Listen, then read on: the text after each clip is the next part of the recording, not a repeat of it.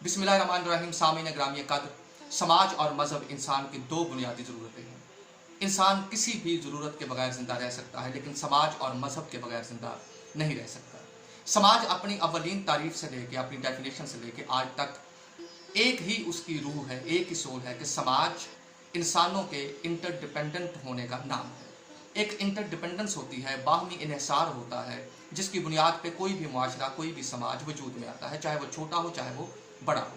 लेकिन उसकी जो बुनियादी रूह है वो यही होती है कि इंसान एक दूसरे के ऊपर इन्हिसार करके ज़िंदगी गुजारते हैं। समाज गोया इंसान की मादी ज़रूरियात और उसके मादी वजूद की बका की ज़मानत देता है। अब मज़हब क्या करता है? मज़हब जहाँ पे समाज मादी बका की ज़मानत फराहम करता है, वहाँ मज़हब इंसान को अपनी मादी बका की तहजीब देता है और साथ में उसकी रूहानी जो ज़रूरत है उसको भी पूरा करता है। इस हवाले से मज़हब समाज से दो हाथ आगे सफ़र करता हुआ हमें नज़र आता है। अब इनका बाहमी ताल्लुक़ क्या है? बाहमी ताल्लुक़ ये है कि समाज वक्ती ज़रूरियात के तहत वक्ती ख़तरात से निमटने के लिए इंसान एक ऐसा माहौल क्रिएट करता है जिसमें इंसान एक दूसरे के लिए मददगार साबित हो और दोनों की ज़िंदगी महफूज हो। लेकिन जब ये ज़ाब्ते इंसान अपनी अक्ल की बुनियाद पे बनाता है तो उसमें ख़राबियाँ रह जाती हैं। मज़हब फिर आकर बताता है कि ये जो मादी ज़ाब्ते हैं इनको एक उलूही इल्म की ज़रूरत है और वो उलूही इल्म वही के तहत ज़मीन पर नाज़िल होता है। अब वही समाज को डायरेक्शन देती है कि तुम्हारी मादी ज़रूरियात किस सांचे में ढलेंगी, उनकी तहजीब क्या है, उनकी ततहीर क्या है, और साथ में तुम सिर्फ जिस्म नहीं हो, तुम रूह भी हो।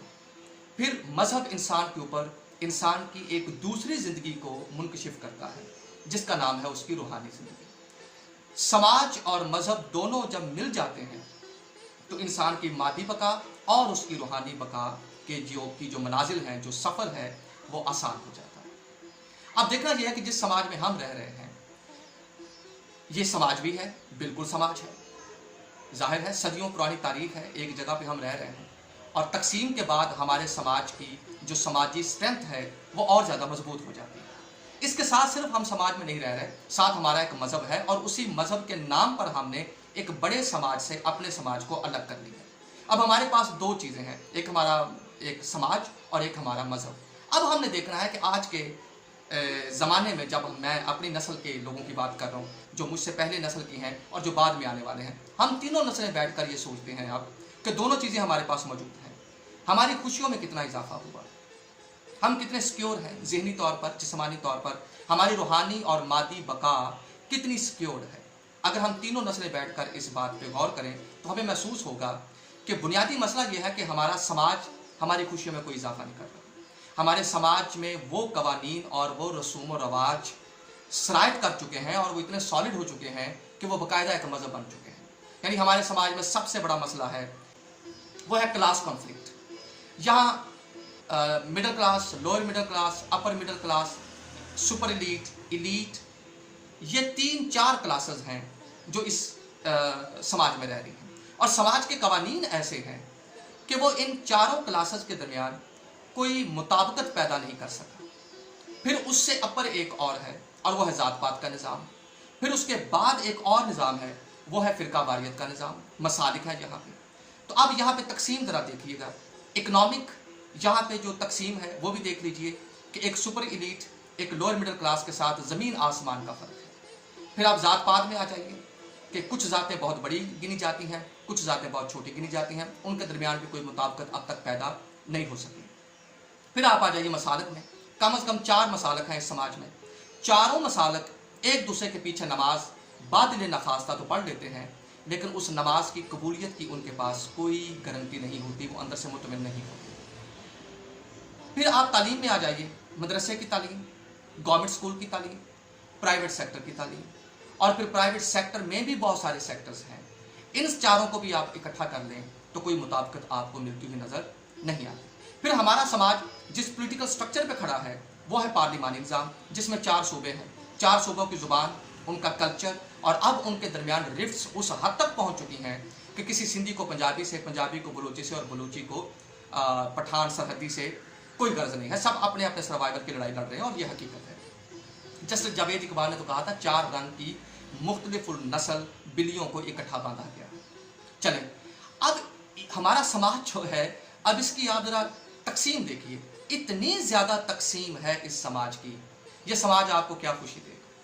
अच्छा, फिर हमारे पास एक बड़ी ताकत थी, वो थी मजहब की ताकत, कि हमारा मजहब जो है वो इन 4, 5, 10, 12, 14 जितनी अकसाम की ये लोहे के टुकड़े हैं, इनको एक आग में, ला इलाहा इल्लल्लाह की आग में पिघला के एक तलवार की शक्ल दे देगा। अब मजहब के साथ क्या मसला बना कि हमारा मजहब और हमारा समाज दोनों एक पेज पे नजर नहीं आते।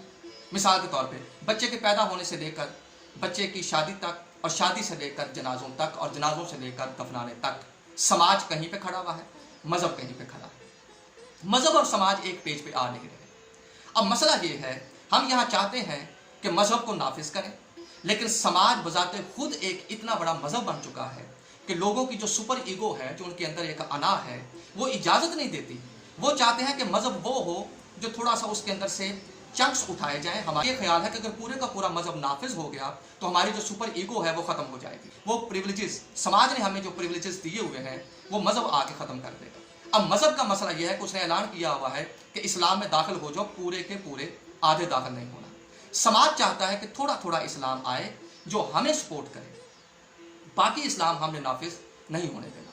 मसलन आप शादी के इंस्टीट्यूशन को ले लीजिए, मजहब कहता है कि शादी में सिर्फ 2 चीज़ें वाजिब हैं, इजाब और कबूल, बाकी कोई चीज़ उसमें जो भी है वो फुरुई है, वो वाजिब के दर्जे पे नहीं आती। समाज आ जाता है, समाज आपके सामने एक शादी के इंस्टीट्यूशन में इतनी ज़्यादा चीज़ें और इतनी डिमांड रख देता है कि आप मजहब को प्रैक्टिस नहीं कर सकते। अच्छा, फिर मजहब कहता है कि दौलत को रोक ना रखो, दौलत की बराबर तकसीम करो। समाज ने आपको अच्छा खासा नवाब बनाया हुआ है, इस तकसीम से एक अच्छी खासी क्लास है जिसको फायदा मिल रहा है, वो मजहब को कैसे अप्लाई होने दें। यानी मजहब कहता है कि जब हम अपने बंदों को हुकूमत देते हैं तो वो 2 काम करते हैं, एक नमाज कायम करते हैं और एक ज़कात देते हैं। लीजिए, कहाँ नमाज कायम नहीं है, कहाँ ज़कात नहीं है, तो ये फिर कौन सी नमाज है, ये कौन सी ज़कात है जो कुरान कह रहा है कि जब मेरे बंदे आके हुकूमत करेंगे तो ये दोनों चीज़ें होंगी। यहाँ नमाज से मुराद है सोशल इक्वलिटी और ज़कात से मुराद है इकोनॉमिक इक्वलिटी, कि जब हमारे बंदे हुकूमत करते हैं तो फिर ना कोई अमीर होता है, ना कोई गरीब होता है, ना कोई काला काला रहता है, ना कोई गोरा गोरा रहता है। तो अब हमारे यहाँ जो खुशी नहीं है हमारे चेहरों पर, जो हमारे दिल मुतमिन नहीं है, सब कुछ होने के बावजूद हम मुतमिन नहीं हैं। मसला क्या है? समाज भी पास है, मजहब भी पास है, लेकिन एक ही मसला है कि समाज और मजहब दोनों एक दूसरे के करीब नहीं आए। हम कुरान के साए में बेटी को रुखसत तो करते हैं, लेकिन बेटी के हक में कुरान में आई हुई आयतों से हम इनकार करते हैं। अगरचे बज़ाहिर इनकार नहीं करते, अमलन इनकार करते हैं। हम औरत की कसम पुरसी पे बहुत रोते हैं, अपनी अपनी बेटियों के नसीब पे बहुत रोते हैं, किसी की बेटी के नसीब पे हम नहीं रोते। हमने मिलकर ये तय नहीं किया कि औरत उस वक्त तक सिक्योर नहीं हो सकती जब तक वो इकोनॉमिकली सिक्योर ना हो जाए। शादी बाद में हो, वो अपने घर से, अपने बाप की जायदाद से, अपने भाइयों से अपना हिस्सा लेके जाए, और वो उस हिस्से में जब तक वो फौत नहीं हो जाती कोई शख्स उसको बेदखल ना करे, ना उसका शौहर, ना उसकी औलाद, ना उसके घर वाले। अब जितनी आयतें उस औरत के लिए आई हुई हैं कि अगर तुम्हारी जिंदगी वहां अच्छी नहीं गुजरती तुम खुला ले सकती हो, उस पेज के ऊपर हम जाते ही एक कांटा लगा देते हैं। हम उसे धोखा दे रहे होते हैं कि हम तुम्हें अल्लाह के नाम पे रुखसत कर रहे हैं, जबकि हम अपने समाज की अना के साए में उसको रुखसत कर रहे होते हैं, लेकिन उसको धोखा दे रहे होते हैं कि कुरान तुम्हारे सर पे है, इसके साए में तुम्हें भेज रहे हैं। ना उसको पता होता है कुरान ने मेरे हक में क्या कहा है, और ना साया करने वालों को पता होता है कि कुरान इसके हक में क्या कह रहा है। फिर आ जाइए आप इंसानी रिश्तों के हवाले से। अभी तक यहाँ पे ट्रू डेमोक्रेसी क्यों नहीं आई? इसलिए नहीं आई, उसमें फिर आ जाती है वोट देना है तो अपनी बरादरी को देना है, चाहे वो सच्चा है, झूठा है, जानी है, शराबी है, डाकू है, चोर है, जो भी है। मजहब कह रहा है कि तकवे की बुनियाद के ऊपर किसी को लीडर बनाओ, तकवे की बुनियाद पर किसी को सरदार बनाओ।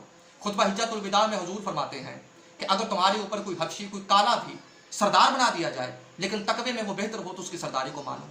लेकिन यहाँ सरदारी है कि तुम्हारे अपने घर में कितने वोट हैं। अगर 4-5 हज़ार बरादरी के अफराद तुम्हारे अपने हैं तो फिर तुम इलेक्शन में जाओ और डेमोक्रेसी को सर्व करो। कहाँ से आएगी ट्रू डेमोक्रेसी? कभी भी नहीं आएगी, इसलिए कि समाज और तुम्हारा मजहब एक पेज पर नहीं, और इस एक पेज पर कौन नहीं आने दे रहा? तुम खुद भी नहीं आने दे रहे। बाकी तो बहुत सारे पर्दा नशीनों के नाम हैं जो मजहब और समाज को इकट्ठा नहीं होने दे रहे, लेकिन उनको छोड़िए, जरा अपने गिरबान में झांकिए कि हम समाज और मजहब को कितना करीब लाने की कोशिश कर रहे हैं या हम चाहते हैं। اب تو جاتے ہیں بت قدے سے میل، پھر ملیں گے اگر خدا کا